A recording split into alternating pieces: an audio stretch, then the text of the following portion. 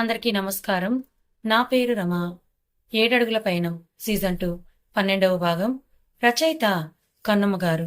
ధీరజ్ గుండెల మీద గువ్వపిట్టలా ఉదిగిపోయి పడుకున్న దివికి ఉదయాన్నే మెలకు వచ్చింది. తను లేవాలని చూస్తే ధీరజ్ తనని చుట్టుకొని ఉండడంతో లేవలేకపోతోంది.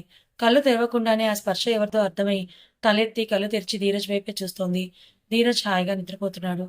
దివి ధీరజ్ తల చూసి రాత్రి తన కోసం చేసింది గుర్తు చేసుకొని, బావకి నేనంటే ఎంత ఇష్టం, ఆ టైంలో అమ్మాయిలు కోరుకునేది ఒక తోడు. అలాంటి టైంలో బావ చిరాకు పడకుండా నాకు తోడుగా ఉన్నాడు. నన్ను అర్థం చేసుకున్నాడు. నాకు నొప్పిని తగ్గించే ప్రయత్నం చేశాడు. ఇంతకన్నా నాకు నీ నుండి ఇంకేం కావాలి బావా? నేను చాలా అదృష్టవంతురాలని ధీరజ్ తన మీద చూపించిన కేర్కి పొంగిపోయి కొంచెం పైకి లేచి అతని పెదవుల మీద చిరుముద్దు ఇచ్చింది. దివి ధీరజ్ మొహంలోకి చూస్తూ ఎంత బాగున్నాడు నా బావ అని అనిపించింది. కాసేపు అలానే ఉంది. ఫ్రెష్ అప్ అవడానికి అతనికి డిస్టర్బ్ అవ్వకుండా నుంచి బాత్రూంలోకి వెళ్తుంది. దివి స్నానం చేసి డ్రెస్ చేసుకుంటూ ఉండగా ధీరజ్కి మెలకు వస్తుంది. కళ్ళు తెరిచేసరికి దివి డ్రెస్ వేసుకుంటుండడం చూసి అప్రయత్నంగా కళ్ళు మూసుకున్నాడు. పొద్దునే నాకేంటి దృశ్యాలు, ఇలా ఇది ఊరిస్తుంటే కంట్రోల్లో ఉండడం నా వల్ల అవుతుందా అని ధీరజ్ అనుకుంటూ ఉండగా దివి డ్రెస్ వేసుకుని ధీరజ్ దగ్గర కూర్చొని బావాలే బావాలే అని లేపుతుంది. ధీరజ్ అప్పుడే లేస్తున్నట్టు హా అని అంటూ లేచి దివి వైపు చూస్తూ గుడ్ మార్నింగ్ దివి అని తనని హక్ చేసుకుంటూ అంటాడు. దివి ధీరజ్ తినేసి ఆహా కమలార్థం, ఇప్పుడే లేచాక ఎంత బాగా నటిస్తున్నావు అని అంటుంది. ధీరజ్ దివి మాటలకు ఆమె ఎక్కువ ఆశ్చర్యంగా చూస్తూ అంటే నేను లేచానని నీకు తెలుసా అని అడిగాడు. దివి మామూలుగానే తెలుసు, నువ్వెప్పుడు లేస్తావో ఏమో అని అద్దంలో నిన్ను చూస్తూనే ఉన్నాను, నువ్వు కళ్ళు తెరవడం నేను చూశానని ఉంటుంది. నేను లేచానని తెలిసి కూడా ధైర్యంగా నృత్యం చేసుకున్నావా అని అడిగాడు ధీరజ్. దివి నవ్వుతూ అవును, అందులో ఏముందని అంటుంది. నేను నిన్ను అలా చూసి కంట్రోల్ తప్పితే అని ధీరజ్ అడుగుతుంటే దివి ధీరజ్ పెదాల మీద వేలు పెట్టి ష్ అని అంటుంది. అంత సీన్ లేదు, నా బావ గురించి నాకు తెలియదా ఏంటి, నన్ను ఎంతగా ప్రేమిస్తున్నాడు అనేది నాకు తెలుసు. నా విషయంలో ఎలాంటి ఇబ్బంది కలిగించే పని చేయడు. నేను పూర్తిగా నగ్నంగా ఉన్నా నేనే ఛాన్స్ ఇస్తున్నా సరే తప్పు చేయడని ధీరజ్ కళలకు ప్రేమగా చూస్తూ అంటుంది. ధీరజ్ ఆమె మాటల్లో అతని మీద ఉన్న ఎనలేని ప్రేమను నమ్మకాన్ని గమనిస్తాడు. ధీరజ్ ఒకవేళ నీ నమ్మకం అబద్ధమై నువ్వు అనుకున్న దానికి పూర్తి విరుద్ధంగా ఉంటే ఏం చేస్తావే అని అడుగుతాడు. దివి ధీరజ్ వైపు చూసి నవ్వుతూ ఆ క్షణం వచ్చినప్పుడు ఆలోచిస్తానులే అని అంటుంది. లేదు, ఇప్పుడే చెప్పని గట్టిగా అంటాడు. బావా, నువ్వు ఎలా ఉన్నా సరే నీ మీద ప్రేమ నాకు ఇంచు కూడా తగ్గదు. నువ్వు నన్ను ద్వేషించినా ప్రేమించినా ఎలా ఉన్నా సరే నాకు ప్రేమ ఎప్పటికీ నీకే సొంతం, నీకే పరిమితం. I love you Baba, I love you అని అంటుంది. ధీరజ్కి ఆ టైంలో ఎలా స్పందించాలో అసలు అర్థం కాలేదు. మౌనంగా బెడ్ దిగి దివి వైపు చూడకుండా అతను రూమ్లోకి వెళ్ళిపోయాడు. దివికి ధీరజ్ చాలా సైలెంట్గా వెళ్ళిపోయేసరికి ఏంటి బాబా ఏం చెప్పకుండా వెళ్ళిపోయాడని అనుకుంటూ ఉండగా టైం చూసి తనకి హాస్పిటల్కి వెళ్ళే టైం అవడంతో ఆ ఆలోచన పక్కన పెట్టేసి టిఫిన్ ప్రిపేర్ చేయడానికి వెళ్ళింది. ధీరజ్ ఫ్రెష్ అప్ అవుతున్న దివి అన్న మాటలే గుర్తుకొస్తుంటే అతని మనసులో ఏవేవో సంఘర్షణలు మొదలయ్యాయి. నేను దివిని మోసం చేస్తున్నాను, కానీ అది నా మీద పీకలోతు వరకు ప్రేమించి పెంచుకుంది. నేను మోసం చేస్తున్నానని తెలిస్తే తట్టుకుంటుందా అని ఆలోచిస్తూ ఉండగా నేనేంటి ఇలా ఆలోచిస్తున్నాను, నాకు అది బాధపడ్డమే కదా కావాలి, మరి అది నన్ను అంతగా ప్రేమిస్తుంటే అడ్వాంటేజ్ తీసుకోవాలి, కానీ ఇలా ఆలోచిస్తున్నాను ఏంటి, కమాండ్ రా ధీరజ్, మన టార్గెట్ మిస్ అవ్వకుండా చూసుకో అని అతని ఆలోచనలు పక్కదారి పడుతున్న కంట్రోల్ చేసుకుంటూ ఉంటాడు ధీరజ్. ధీరజ్ ఫ్రెష్ అప్ అయ్యి బయటకు వెళ్ళేసరికి దివి కిచెన్లో పాటలు పడుతూ ఉంది. తనకి ఏది ఏంటో కూడా అర్థం అవడం లేదు. తల పట్టుకొని అన్ని పరీక్షిస్తూ ధీరజ్ తనని చూసి దివి ఏమైంది, ఎందుకలా తల పట్టుకొని ఉన్నావు అని అడుగుతారు. ధీరజ్ వైపు కిచిచి అని చూస్తూ అది బావా అని అంటుంది. ధీరజ్ హా అని అంటాడు. అది నేను వంట చేయాలని అనుకున్నాను, కానీ ఇక్కడ పిండిలన్నీ ఒకేలా కనిపిస్తున్నాయి, ఏదేంటో అర్థం కావడం లేదని బిక్కమొహం వేసుకొని చెప్తుంది. దివి నీ స్టైల్లో ఎప్పుడైనా నువ్వు వంట రూమ్ చూసావా, అసలు ఏది ఎక్కడుందో నీకు తెలియడానికి అన్నీ అత్తనే కదా చేసి పెడుతుంది, నీ కాళ్ళ దగ్గరికి తెచ్చి పెడుతుందని అంటాడు. దివి మూతి తిప్పుకుంటూ మా మమ్మీ నా కోసం చేస్తే తప్పే ఉంది విక్కీ, మేము ఎక్కడ కందిపోతామని మిమ్మల్ని వంట రూమ్ వైపే వెళ్ళనివ్వలేదు, అయినా ఇప్పుడు కూడా నేను రాకపోయేదాన్ని, కానీ నీకోసం ఒక్కసారైనా వంట చేద్దామని అనుకున్నాను అని అంటుంది. ఆహా, ఫస్ట్ టైం వంట చేసి నా మీదనే ప్రయోగిద్దాం అనుకున్నావా అని తన దగ్గరగా వెళ్ళి అంటాడు. దివి అంటుంది. ధీరజ్ అయినా నీకు ఈ వంట చేసే పని అవసరమా, నేను నీ కోసం చేసి పెడతాను కదా అని కావాల్సిన థింగ్స్ తీస్తూ అంటాడు. దివి నువ్వు నాకు వండి పెడతావు, కానీ నాకు కూడా నీకు వండి పెట్టాలని ఉంటుంది కదా అని అంటుంది. అబ్బో, నా మీద ప్రేమ కొద్ది వంట చేస్తానంటున్నావు, సరే మరి నీకు వంట రాదు కదా అని అంటాడు ధీరజ్. నువ్వు ఉన్నావు కదా, నాకు వంట ఎలా చేయాలో నేర్పించు, నేను నేర్చుకుంటానని నవ్వుతూ అంటుంది. సరేరా అని ధీరజ్ తనకి వంట ఎలా చేయాలో చెప్తూ ఉంటాడు. దివి ధీరజ్ చెప్పినట్టు చేస్తూ ఉంటుంది. అతను తన వెనుక నిలబడి ఆమెకి ఎలా చేయాలో చెప్తూ ఉంటాడు. ధీరజ్ శ్వాస తన మెడ దగ్గర తెలుస్తుంటే దివికి గిలిగింతలుగా అనిపిస్తూ ఉంటుంది. అప్పటి వరకు తను గమనించలేదు ధీరజ్ తనకి తాకేలా నిలబడి చెప్తున్నాడని. అతని స్పర్శ తనకి మనసులో అలజడి రేపుతూ గుండె చప్పుడు వేగం పెంచింది. ధీరజ్ దివి గురించి ఏం పట్టించుకోకుండా తనకి చెప్తూ ఆమె చేతిని పట్టుకొని కలుపుతూ ఉన్నాడు. దివి కళ్ళు మూసుకొని వెనక ధీరజ్ మీద వాలిపోయింది. ధీరజ్ దివి అలా చేయడంతో తన వైపు చూశాడు. ధీరజ్ దివి అని మెల్లగా పిలిచాడు. దివి కళ్ళు తెరిచి ధీరజ్ వైపు చూసి వెనక్కి తిరిగి ధీరజ్ని గట్టిగా హత్తుకుంది. హైదరాబాద్లో తన రూమ్లో ఇంటర్వ్యూ కోసం రెడీ అవుతూ ఉంది మను. అజిత అప్పటికే రెడీ అయి కాలేజ్కి వెళ్ళడానికి బుక్స్ పట్టుకుంటూ ఉంది. ఇద్దరు రెడీ అయి నార్మల్గా మాట్లాడుకుంటూ టిఫిన్ చేయడానికి వెళ్తారు. అనిరుద్ అజిత రావడం చూసి తననే చూస్తూ ఉంటాడు. అజిత నార్మల్గా మనుతో మాట్లాడుతూ అనిరుద్ వైపు చూసేసరికి అతను తనని చూస్తూ ఉండడం చూసి ఏంటన్నట్టు కళ్ళెగరేస్తుంది.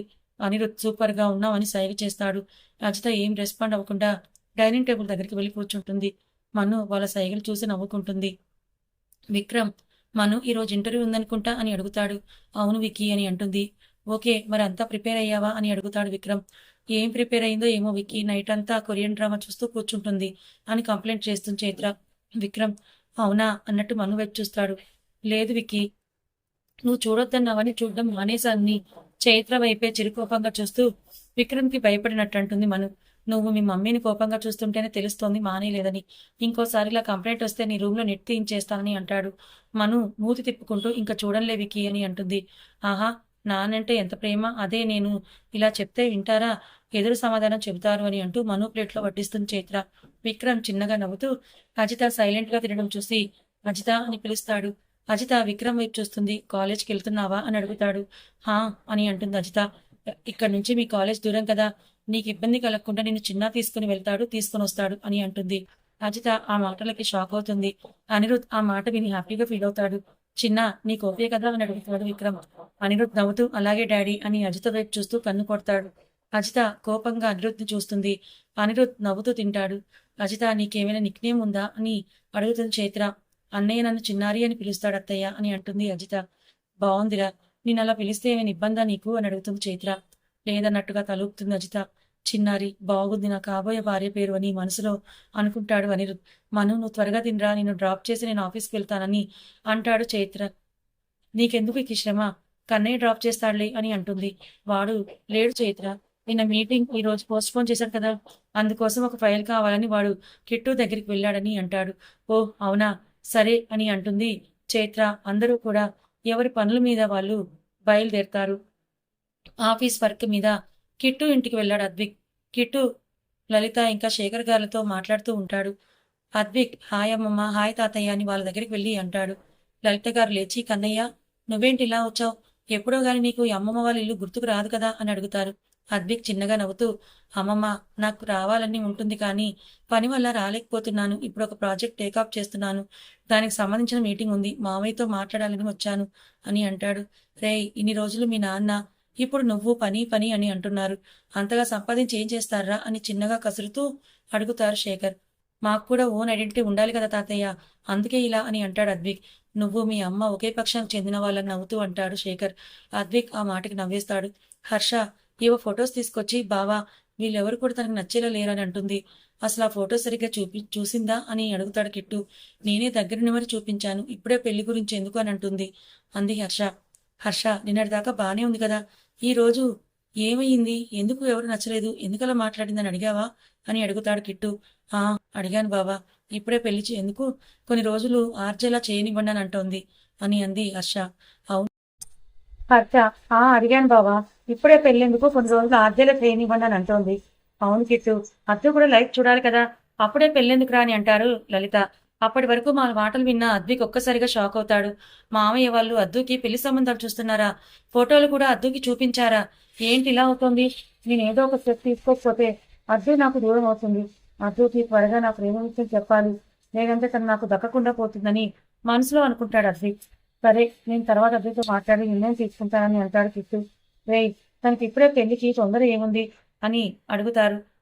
నా ముందు నాన్న ఎలాగైనా వాడు మన మాట వినే స్టేజ్ దాటిపోయాడు.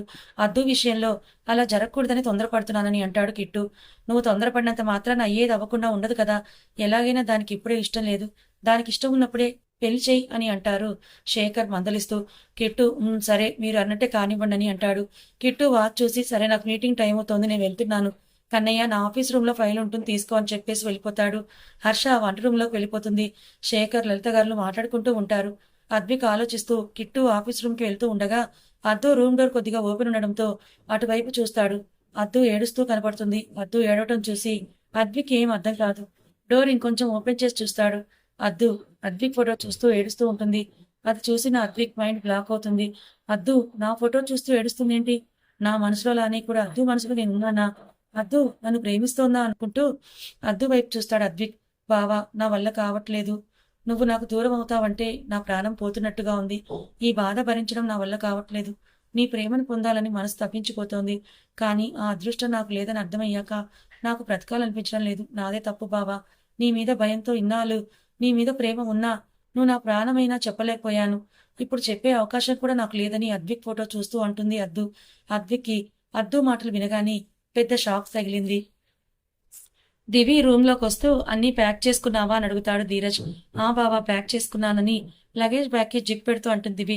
ధీరజ్ దివిను తన వైపు లాక్కొని నిన్నసలు పంపించాలని లేదు, కానీ నువ్వు ఇక్కడ ఉంటే నేను కంట్రోల్లో ఉండలేనని అతని ముక్కుతో ఆమె ముక్కు రాస్తూ అంటాడు. దివి ఆ మాటలకు సిగ్గుపడుతూ నవ్వుతుంది. ఇదిగో ఇదే నా ప్రాబ్లం. నేను నీ దగ్గరగా వస్తే సిగ్గుపడుతూ నన్ను ఇంకా రెచ్చగొడతావు. అప్పుడు నాకు నిన్నేదో చేయాలనిపిస్తుందని అంటాడు ధీరజ్. దివికి ధీరజ్ మాటలు ఇంకా అతను చాలా దగ్గరగా ఉండడం వల్ల అతని ఊపిరి తాకుతుంటే ఏదో మాయలో పడిపోయినట్లుగా అనిపిస్తుంది. తన బుగ్గల్లో మందారాలు వికసిస్తాయి. నువ్వు నన్ను కంట్రోల్ చేయాల్సింది పోయి నువ్వు నన్ను కంట్రోల్ తప్పేలా చేస్తే ఎలా అని అంటాడు ధీరజ్. దివి నవ్వుతూ నువ్వు నాకు దగ్గరగా ఉంటే నాకు నిన్ను కంట్రోల్ చేయాలనిపించదు, నీకు లొంగిపోవాలనిపిస్తుందని అంటుంది. ధీరజ్ దివి మాటలకి నవ్వుతూ ఆమె ఎదుటి మీద ముద్దు పెట్టి ఆమెకి దూరం జరిగి లగేజ్ బ్యాగ్ తీసుకుని బయటకు నడుస్తాడు. దివి కూడా ధీరజ్ వెనకే వెళ్తుంది. ధీరజ్ దివిని దగ్గరలో ఉన్న హాస్టల్లో జాయిన్ చేస్తాడు. జాగ్రత్తగా ఉండు, ఏదైనా అవసరమైతే కాల్ చేస్తూ ఉండు, ఎప్పుడు ఎక్కడికి వెళ్ళా నాకు చెప్పు సరేనా అని తనకి జాగ్రత్తలు చెప్తూ ఉంటాడు ధీరజ్. దివి అలాగే అని తల నిలువుగా ఊపుతుంది. సరే నేను వెళ్తాను, నువ్వు లోపలికి వెళ్ళంటాడు ధీరజ్. నువ్వు వెళ్ళు, ఆ తర్వాత నేను వెళ్తానని అంటుంది. ధీరజ్ దివి బుగ్గ మీద ముద్దు పెట్టేసి బాయ్ అని చెప్పి బైక్ స్టార్ట్ చేసుకుని అక్కడి నుంచి వెళ్ళిపోతాడు. దివి ధీరజ్ వెళ్ళిపోయే వరకు అక్కడే ఉండి తర్వాత హాస్టల్ లోపలికి వెళ్తుంది. అజితతో కలిసి కాలేజ్కి బయలుదేరుతాడు అనిరుద్. అజ్జు సైలెంట్ గా ఉంటే అనిరుద్కి పిచ్చి పట్టినట్టుగా అనిపిస్తుంటే ఆమెను అద్దంలో చూస్తూ ఉంటాడు. చిన్నారి అదేం పట్టినట్టు తన మొహం మీద పడే ముంగుర్లను చెవి వెనక్కి పెడుతూ ఏదో ఆలోచిస్తూ ఉంది. అనిరుద్ సైడ్ కి బైక్ ఆపుతాడు. చిన్నారి అతను ఎందుకు ఆపాడో అర్థం కాక అనిరుద్ వైపే చూస్తూ ఏమైందని అడుగుతుంది. ఇంత సైలెన్స్ ఏంటి? నేను అసలు భరించలేకపోతున్నాను, ఏదైనా మాట్లాడొచ్చు కదా అని అంటాడు. చిన్నారి అతని వైపు సీరియస్ గా చూస్తూ దానికి బండి ఆపాలా అని అంటుంది. నీ సైలెన్స్ భరించలేక ఆపానని అంటాడు. చిన్నారి సరేలే, నువ్వు త్వరగా బైక్ స్టార్ట్ చేస్తే మనం కాలేజ్ టైంకి వెళ్తాం అని అంటుంది. అనిరుద్ చిన్నారి మాట్లాడుతుందని అనుకున్నది బైక్ స్టార్ట్ చేస్తాడు. అనిరుద్ నీకిలా నా బైక్ మీద వస్తుంటే ఏమనిపిస్తోంది అని అడుగుతాడు. నువ్వు ఎక్కడ నన్ను పడేస్తావా అనిపిస్తోందని వెటకారంగా అంటుంది చిన్నారి. నేను అడిగిన ఏ ప్రశ్నకి తిన్నగా సమాధానం ఇవ్వవా అని అంటాడు అనిరుద్. చిన్నారి అనిరుద్ చిరాకు చూసి తనలో తను నవ్వుకుంటూ నీకు పీజీ చేయడం ఇష్టం లేదు కదా, అయినా ఎందుకు జాయిన్ అయ్యావు అని అడుగుతుంది. అనిరుద్ ఆశ్చర్యంగా నీకెలా తెలుసు అని మళ్ళీ అతని ఓ నువ్వు మను ఒకే రూమ్ కదా, మను చెప్పిందా అని అడుగుతాడు. హా అంతే అని అంటుంది చిన్నారి. ఇష్టం లేకుండా జాయిన్ అయ్యానని చెప్పింది కదా, మరి ఇష్టమైన వాళ్ళ కోసం జాయిన్ అయ్యానని చెప్పలేదా అని అడుగుతాడు అనిరుద్. చిన్నారి ఇష్టమైన వాళ్ళ అని సందేహంగా అడుగుతుంది. ఆ అవును అని ఇంకేదో చెప్పేలోపే చిన్నారి బైక్ ఆపు అని కంగారుగా అంటుంది. అనిరుద్ ఏమైందేమోనని బైక్ సైడ్ కి ఆపగానే చిన్నారి బైక్ దిగుతుంది. అనిరుద్ ఏమైందని అడుగుతాడు. మనం కాలేజ్ దగ్గరికి వచ్చేసాం కదా, ఇద్దరం కలిసి వెళ్తే ఏదేదో అనుకుంటారు, అందుకే ఇక్కడ నుంచి నేను నడిచొస్తాను, నువ్వు వెళ్ళు అని అంటుంది. ఎవరో ఏదో అనుకుంటారని భయపడుతున్నావా అని అడుగుతాడు. భయం కాదు, అనవసరంగా మాటలు అనిపించుకోవడం ఎందుకు అని అంతే, ఇంకా నువ్వు వెళ్ళు, మా ఫ్రెండ్స్ కూడా వస్తున్నారని అంటుంది. అనిరుద్ వెనుక చూసి చిన్నారి ఫ్రెండ్స్ రావడం గమనించి సరే నేను వెళ్తాను, ఈవినింగ్ మళ్ళీ ఇక్కడే పికప్ చేసుకుంటానని అంటాడు. చిన్నారి అలాగే అని అనడంతో వెళ్ళిపోతాడు అనిరుద్. విక్రమ్ మనుని డిఏఎం ఫ్యాబ్రిక్స్ దగ్గర డ్రాప్ చేసి ఆల్ ది బెస్ట్ మను అని అంటాడు. మను థ్యాంక్స్ విక్కీ అని విక్రమ్ కి బాయ్ చెప్పి లోపలికి వెళ్తుంది. అక్కడ రిసెప్షన్ దగ్గర ఉన్న ఓపెన్ ప్లేస్ లో ఇంటర్వ్యూకి వచ్చిన చాలా మంది కూర్చొని ఉంటారు. వాళ్ళని చూసిన మను ఏదో అనుకున్నాను కానీ ఈ కంపెనీలో జాబ్ తెచ్చుకోవడానికి చాలా మంది ట్రై చేశారు అని అనుకుని గట్టిగా ఊపిరి తీసుకొని వెళ్ళి అక్కడ ఒక దగ్గర ప్లేస్ ఉంటే కూర్చుంటుంది. కాసేపటికి ఒక అతను వచ్చి కాసేపట్లో సార్ వస్తారని చెప్పి వెళ్ళిపోతాడు. ఎవరో ఈ సార్ అని అనుకుంటూ డోర్ వైపు చూస్తూ ఉంటుంది మను. తనకి అప్పుడే ఫోన్ వస్తే మాట్లాడడానికని లేచి బయటకు వెళ్తుంటే తన ముందు బైక్తో వచ్చి నిలబడతాడు మధు. మధుని అక్కడ చూసి మీరిక్కడ అని ఆశ్చర్యంగా అడిగింది. మనుని చూసి ఏదో చెప్పేలోపే ఇందాక చెప్పిన అతను సార్ మీకోసమే వెయిట్ చేస్తున్నానని అంటాడు. మధు అతని వైపు చూస్తూ బైక్ దిగి అంతా ఓకేనా అని అడుగుతాడు. ఎస్ సార్ అంతా ఓకే అని అంటాడు దిలీప్. మను వాళ్ళ మాటలు విని షాక్ అవుతుంది. మధు ముందుకి ఒక అడుగు వేసి మళ్ళీ వెనక్కి తిరిగి మను వైపు చూస్తూ ఆల్ ది బెస్ట్ అని అంటాడు. మను అప్రయత్నంగానే నిలువుగా తలుపుతుంది. మధు సీరియస్ గా ఫేస్ పెట్టుకుని అక్కడి నుంచి లోపలికి వెళ్ళిపోతాడు. అద్దు మాటలు విన్న అద్విక్ షాక్ లో ఉండిపోయాడు. అతనికి ఆమె తనని ప్రేమిస్తుందనే విషయం ఎంతగానో ఆనందం ఇచ్చింది. మనసు ఎగిరి గంతులేస్తోంది. అతని మనసులో మాట ఆమెకు చెప్పాలని అనుకున్నాడు, కానీ ఆమె మనసులో కూడా అతని పట్ల ఎలాంటి భావన ఉందనేసరికి అద్విక్ ఈ మాటలు రాలేదు. మళ్ళీ అద్దు మాటలు వినిపించడంతో అద్దు మాటలు వింటాడు. నేనంటే నీకు ఇష్టం లేదు కదా బావా, నువ్వెవరినో ప్రేమిస్తున్నావు కదా, ఆ విషయం తట్టుకోవడం నా వల్ల కావట్లేదు బావా. నీ పక్కన నేను కాకుండా ఇంకా ఎవరినో నేను ఊహించుకోలేకపోతున్నాను. నన్ను పిచ్చిదాని చేస్తున్నావు కదా బావా. ఎందుకు నీ ప్రేమలో పడిపోయాననేది నాకు అర్థం కావడం లేదు. నువ్వు నాకు దక్కవని అనుకుంటుంటే నా మనసు విలువిల్లాడుతుంది బావా అని ఏడుస్తూ అనుకుంటుంది. అద్దు నన్ను ప్రేమిస్తోంది. ఇన్ని రోజులు నాకు చెప్పకుండా మనసులోనే దాచుకుంది కదా. తన మనసులో మాట చెప్పే వరకు నేను కూడా తనని ప్రేమిస్తున్నానని చెప్పను. ఎవరినో ప్రేమిస్తున్నానని అనుకుంటోంది కదా, అనుకోనివ్వు. నేను నా ప్రేమ చెప్పకుండానే నా బంగారానికి నా ప్రేమని పంచుతానని అద్దుని చూస్తూ అనుకుని మీటింగ్కి టైం అవుతూ ఉండడంతో కిట్టు ఆఫీస్ రూమ్లోకి వెళ్ళి ఫైల్ తీసుకుంటాడు. అద్విక్ ఆ సంతోషంలోనే వెళ్తుంటే హర్ష కన్నయ్య అని పిలుస్తుంది. ఆ అత్త చెప్పు అని అంటాడు అద్విక్.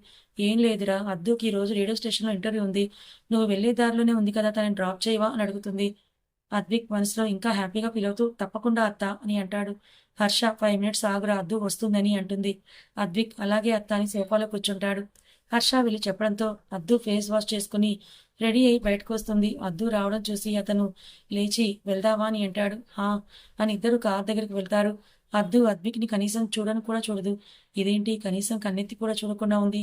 ఓ బాధలో ఉంది కదా, నేను ఎవరినో ప్రేమిస్తున్నానని ఇలా చేస్తోందా అని మనసులో అనుకుని అద్దు అని పిలుస్తాడు అద్విక్. హా బాబా అని మెల్లిగా అంటుంది. నువ్వు నిన్న నన్ను ఒక విషయం అడిగావు గుర్తుందా అని అంటాడు అద్విక్. ఆ అని బాధగా అంటుంది అద్దు.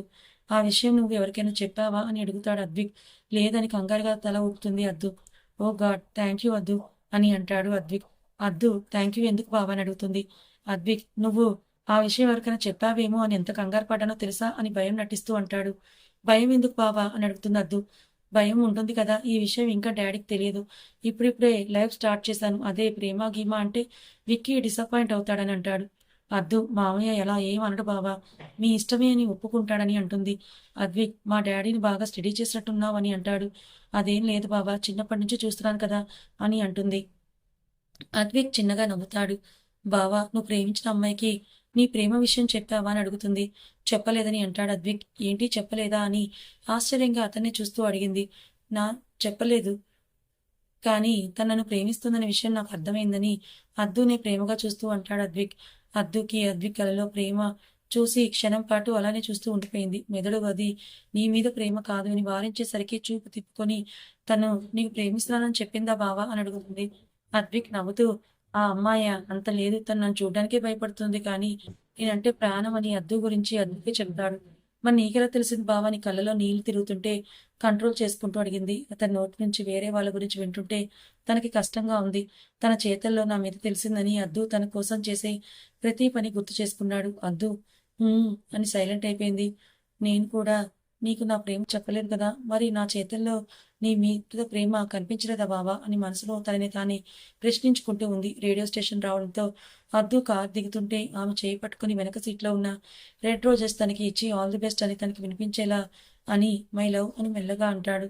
అద్దు చిన్నగా నవ్వి థ్యాంక్స్ బావా అని కార్ దిగి లోపలికి వెళ్తుంది. తను వెళ్లే వరకు అక్కడే ఉండి తర్వాత మీటింగ్కి వెళ్తాడు అద్విక్. కథ కొనసాగుతుంది. మరి అద్దు తనను ప్రేమిస్తుందని అద్విక్కి తెలిసింది. తెలిసి పాపం తన మాట తనే చెప్పాలని అద్విక్ తనని ఏడిపిస్తూ ఉన్నాడు. మరో పక్క దివి గుడ్డిగా ధీరసి నమ్ముతుంది. ఇంకో పక్క మధు ఆఫీసులో మను ఎంటర్ అయింది.